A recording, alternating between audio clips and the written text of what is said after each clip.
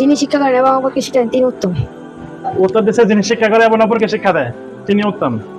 যে কোনো শিক্ষা হইতে পারে এটা, ঠিক আছে, আরবি, বাংলা, ইংরেজি, গণিত, যে কোনো শিক্ষা হইতে পারে।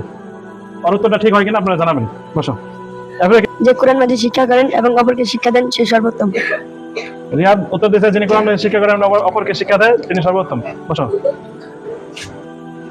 তোমার তাওহীদ, জি তুমি সর্বোত্তম? জি তুমি হাত উঠাইছো? জি। আচ্ছা, তুমি কেন সর্বোত্তম বলো, তুমি কেন সর্বোত্তম সবাই বলো বলো বলো। আচ্ছা বলো বলো, তুমি কেন সর্বোত্তম?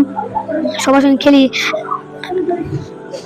খাওয়া দাওয়া করি, সবার সঙ্গে একসঙ্গে পড়ালেখা করি, চার আর সবার সঙ্গে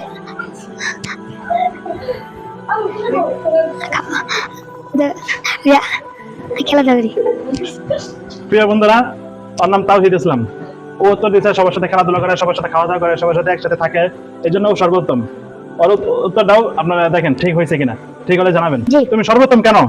আমাদের মধ্যে সর্বোত্তম ওই ব্যক্তি যে নিজে কোরআন মাজিদ শিক্ষা করে এবং অন্যকে শিক্ষা দেয়। মাশাআল্লাহ। ও উত্তর দিচ্ছে